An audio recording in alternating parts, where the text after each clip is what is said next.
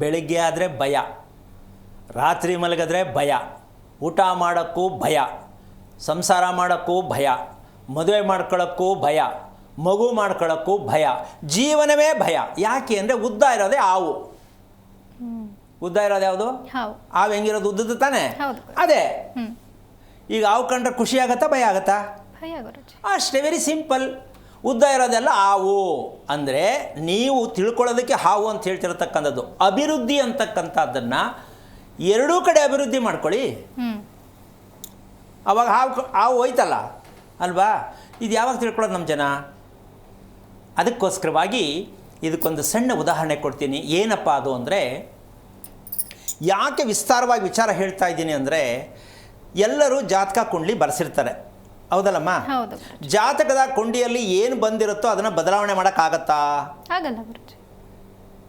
ಹಾಗಿದ್ದ ಮೇಲೆ ನಾವು ಹಾಗೆ ಬದುಕೋಕ್ಕಾಗತ್ತಾ? ಇಲ್ಲ.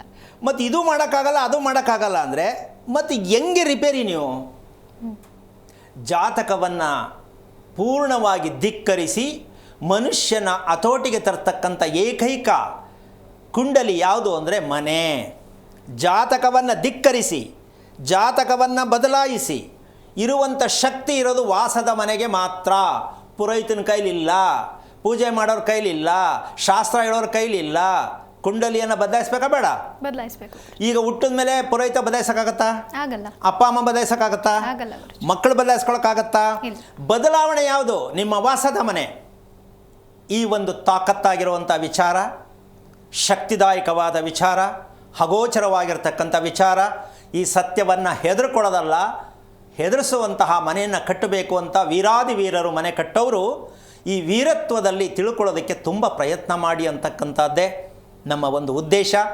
ನಿಮ್ಮ ಮಕ್ಕಳು ವೀರತ್ವದಲ್ಲಿರಲಿ, ನಿಮ್ಮ ಮನೆ ಇಡೀ ಕುಟುಂಬ ವೀರತ್ವದಲ್ಲಿರಲಿ. ಆ ವೀರತ್ವ ಅಂತಕ್ಕಂಥದ್ದೇ ಇಲ್ಲ ಅಂದರೆ ಬದುಕೇನಕ್ಕೆ ಬೇಕಾಗತ್ತೆ?